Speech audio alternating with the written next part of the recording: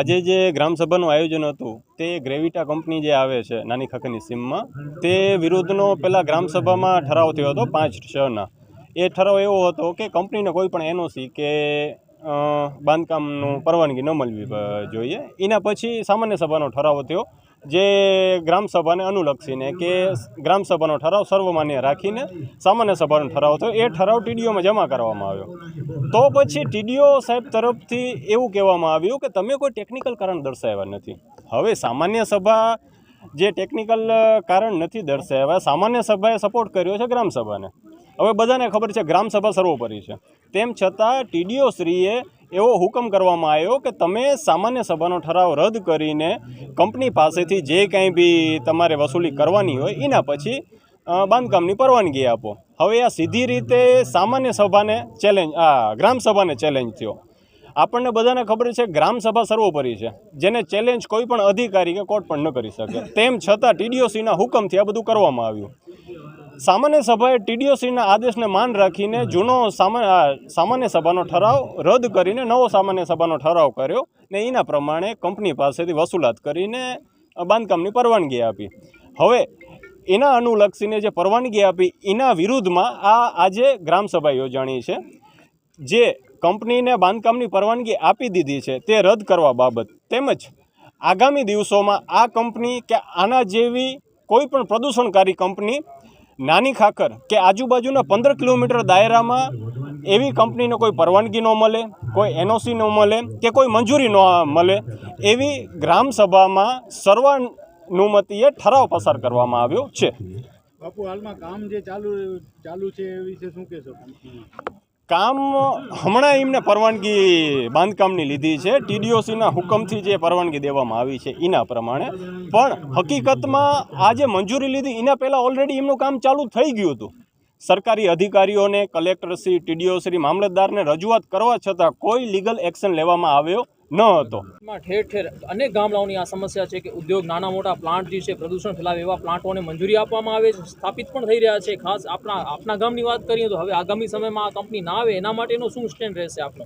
હવે સરકારશ્રીને જો આવા પ્લાન્ટની મંજૂરી આપવી જ છે તો already says special economic zone કરીને ફાળવેલું જ છે, તેમાં જાઓ ને. શું કામ તમે ગ્રીન ઝોનમાં આમાં આવો છો? ત્યાં જવાનું મોટામાં મોટું કારણ, ત્યાં નથી જવાનું મોટામાં મોટું કારણ એ છે કે ત્યાં અદાણીએ એકરના 3 કરોડ ઉપર ભાવ કરી નાખ્યા છે. હવે આ ગ્રીન ઝોન એરિયા છે, ખેતીવાડી છે, ત્યાં ભાવ છે 40, 45, 50 લાખ માંડ. એના માટે બધી આ સાઈડ ફાળવ્યા છે. કાં તમે ગ્રીન ઝોન જાહેર, એક સાઈડ ગ્રીન ઝોન જાહેર કરો છો, બીજી સાઈડ આવા વિનાશકારી પ્લાન્ટને મંજૂરી આપો છો. આવી વ્યવસ્થા ખાલી ને ખાલી નાની ખાખર પૂરતી નથી. આજુબાજુમાં બેરાજામાં બીજી કંપની આવે છે, ત્યાં ટપ્પરમાં પણ એવી વિનાશકારી કંપની આવે છે. આ માંડવીમાં લાયજા સાઈડ તમે જાઓ ત્યાં વિરોધ ચાલુ છે. સરકાર શું ઈચ્છે છે કે અહીંયા પણ બીજું જંતર મંતર ઊભું કરવું છે સરકારને? બીજું કે આજે જે અમે આની પહેલાં 2 ઠરાવ કર્યા, આજે 3જો ઠરાવ થયો, તેમ છતાં કોઈ બી સરકારી અધિકારીનો કંઈ ફેવર આવ્યો નથી. હવે આગામી ધોરણમાં જો સરકાર આ કંપનીને બંધ નહીં કરે તો અમે ગાંધીજીને પૂજવાવાળા છીએ ને ભગતસિંહને બી પૂજવાવાળા છીએ. હવે સરકારને ડિસાઇડ કરવાનું છે કે એમને ગાંધીજી જોઈએ છે કે ભગતસિંહ જોઈએ છે. જોવા જઈએ તો અમારે જ્યારે કંપનીનું ખાતમુહૂર્ત થયું ને 10 તારીખે, એના પછી 14 તારીખે પહેલો વિરોધ નોંધાવેલો હતો મારાથી જ. ગ્રામ પંચાયતમાં કલેક્ટરશ્રીને, તમામ મામલતદારશ્રીને, તાલુકા વિકાસ અધિકારીને. એના પછી પણ એ લોકોએ આવો જ એમનો વલણ રાખ્યો. કોઈ હજી સુધી મને કોઈ રિપ્લાય નથી આવ્યો, ગ્રામજનોને કોઈ જવાબ ન મળ્યો. એના પછી અમારી ગ્રામસભા થઈ. ગ્રામસભામાં બહોળી સંખ્યામાં વિરોધ નોંધાવવામાં આવ્યો હતો. એના પછી 7 તારીખે 2/7ના અમારો જ્યારે ઠરાવ રદ નામંજૂર કરી બાંધકામ મંજૂરી, એના પછી પણ એ લોકોએ ટીડીઓ સાહેબે હુકમ કર્યો. હવે કયા આધારે હુકમ કર્યો એ જ નથી સમજાતું, કારણ કે ગ્રામસભાને તો ધ્યાનમાં જ નથી લેવામાં આવ્યો. કારણ કે ગ્રામસભા એ સર્વોપરી સત્તા છે. ગ્રામસભાની પૂર્વ મંજૂરી ન હોય તે પાછળ એને મંજૂરી આપવાનો કોઈ અધિકાર રહેતો જ નથી. ને ટેકનિકલ કારણ શું હોય ગ્રામસભા માટે? ગ્રામસભા હોય, ગામની જે સભા છે એ જ મોટો છે, કાયદો જ છે એક જાતનો કે ભાઈ પર્યાવરણ, અમને આરોગ્યને નુકસાન થશે, એનાથી મોટો તો કંઈ ટેકનિકલ કારણ હોઈ ન શકે. આરોગ્યથી મોટો ટેકનિકલ કારણ શું હોય? તે છતાંય એ લોકોએ ટેકનિકલ કારણના નામે અમારા જે 2/7નો જે ઠરાવ નિષેધ કર્યો એના પછી ટેકનિકલ કારણના જે બહાના આપ્યા અધિકારીઓ જે વહીવટ થતા હોય, અમને તો એવી જ લાગી રહ્યું છે કે સરકાર અને પ્રશાસન અમારા ફેવરમાં નથી. ત્યારે જ આવું થઈ રહ્યું, કારણ કે આટલી સંખ્યામાં જે ઐતિહાસિક ગ્રામસભા છે, જોવા જઈએ તો આખા કચ્છમાં આવી ગ્રામસભા ક્યાં નહીં થઈ હોય. એટલી પબ્લિક આ ગ્રામસભામાં ભેગી થઈ છે, એ બધા વિરોધ કરી રહ્યા છે. તે છતાં એ લોકો એ કંપનીને છાવરતા હોય તો આ ખેડૂતોનું ક્યારે વિકાસ થાય? અમને કોઈ વિકાસના અમે વિરોધી નથી, પણ આવો વિનાશ અમને નથી જોઈતો જે અમારી ખેતી અને અમારી આજીવિકાને છીનવી લે. ગ્રીન ઝોનની વાત છે અને ખાસ ગ્રીન ઝોનમાં જે ઉદ્યોગ આવી રહ્યા છે એના માટે હવે આગામી સમયમાં ગામનો શું સ્ટેન્ડ રહેશે? અમારા ગ્રામસભામાં આજે નિર્ણય લેવામાં આવ્યો છે કે અમારો જે રેવન્યુ એરિયા છે એના 15 કિલો રેવન્યુ એરિયા, એના સિવાય અમારા આજુબાજુનો જે પ્રદૂષણ અમને લાગુ પડે એવા એરિયાને અમે ગ્રામસભા દ્વારા ગ્રીન ઝોન જાહેર કરવામાં આવ્યો છે. આવા કોઈ પણ પ્રદૂષણકારી એકમો અહીંયા ન સ્થાપિત થાય એના માટે આજે ગ્રામસભામાં ઠરાવ કરવામાં આવ્યો છે. અને આજે આપણે જોવા જઈએ તો હમણાં જ 3-4 દિવસ અગાઉ કચ્છ મિત્રમાં આવ્યું હતું મુંદ્રાનું કે બાગાયત ખતમ થઈ રહ્યું છે, તો અમારું તો બધાથી સારામાં સારું બાગાયત છે. હવે તમને એટલું ધ્યાન નહીં હોય કદાચ, નાની ખાખરમાં જે બાગાયત છે ને એ માંડવી તાલુકામાં અને મુંદ્રા તાલુકામાં એવું બાગાયત ક્યાંય નથી. આ બાગાયત એટલું સુધર્યું છે કારણ કે નર્મદાના નીર છે, પણ આવું બધું પ્લાન્ટ આવશે તો અમારું બાગાયત ખતમ થઈ જશે. તો અમે કરશું શું? બાગાયત ઉપર અને ખેતી ઉપર તો અમે જીવી રહ્યા છીએ. અમારું ખેતી જ નષ્ટ થશે તો અમારા કારણે બીજો કંઈ વિકલ્પ રહેતો જ નથી. ને આગામી આ ગ્રામસભામાં આજે નિર્ણય લેવામાં આવ્યો છે બહોળી સંખ્યામાં કે આવી કંપનીને અમે કોઈ જાતની મંજૂરી નથી આપતા, ને ઠરાવ પણ જે થયેલો છે મંજૂરીનો સામાન્ય સભાનો દબાણ હેઠળ એ રદ કરવામાં આવશે. અમે કલેક્ટરશ્રીને રજૂઆત કરશું એ ઠરાવ આપીને, ને આગામી અમને જરૂર પડશે તો અમે હાઈકોર્ટમાં પણ આ કંપનીને ચેલેન્જ કરવા જશું. હું અહીંયાથી એક રજૂઆત કરવા માંગીશ કે મોદી સરકારની અપીલ છે કે આપણે સસ્ટેનેબલ વિકાસ, મતલબ કે ટકાઉ વિકાસ, ઓછો સંસાધન છે આપણી પાસે, જે સંસાધન છે એનો ઓછો ઉપયોગ કરીએ, સારી રીતે ઉપયોગ કરીએ, એ જ વિકાસ લાવવાનો છે. અમારા ગામમાં તો હકીકતમાં સસ્ટેનેબલ વિકાસ છે, ટકાઉ વિકાસ ટકી રહેવા માટે અમે વિરોધ કરીએ છીએ કે ગ્રેવિટા કંપની ન આવે.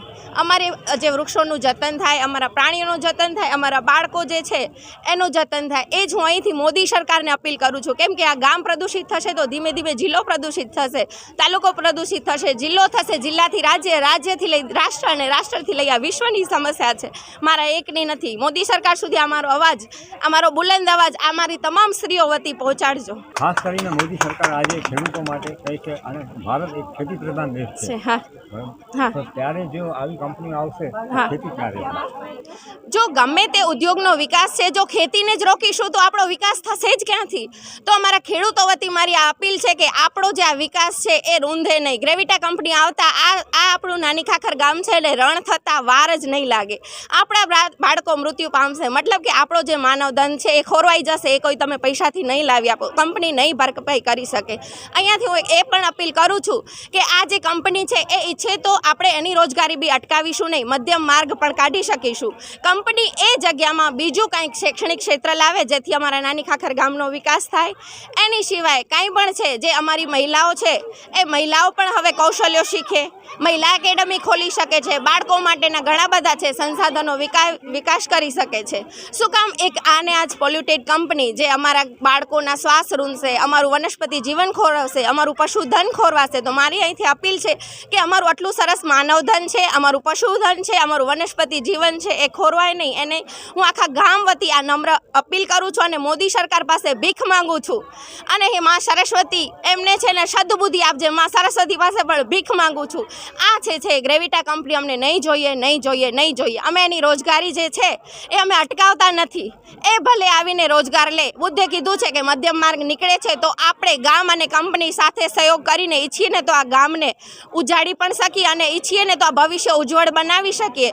તો હું દરેક માતાઓ વતી આ બાળક માટે ભીખ માંગુ છું કે અમારો સંશોધન છે એ ખોરવાય નહીં. હે માં સરસ્વતી એમને સદબુદ્ધિ અર્પજે અને અમારા ગામનો વિકાસ થાય. હે માં લક્ષ્મી, અમારી જે લક્ષ્મી છે એ જળવાઈ રહે, એના માટે હું અહીંયાથી માં લક્ષ્મીને ભીખ માંગુ છું કે માં તું મારું સંસાધન છે ખોરવા ન દેતી.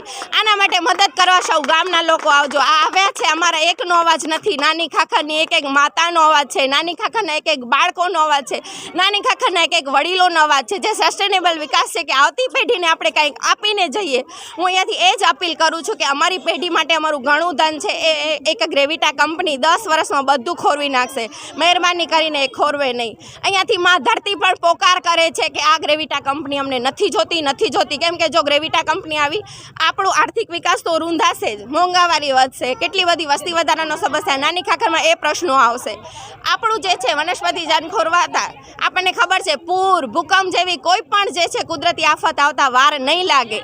આપણી જમીન સુકાઈ જશે. માં ધરતી આજે રડી રડીને કહી રહી છે કે મને ગ્રેવિટા કંપની નથી જોતી. નાની ખાખરનો કણ કણ મને આવાજમાં કહે છે કે મને આ ગ્રેવિટા કંપની નથી જોતી, મને આ રણ બચાવતી અટકાવ, મને આ બચાવતી અટકાવ. આ માં ધરતી વતી હું અપીલ કરું છું, મને ગ્રેવિટા કંપની નથી જોતી.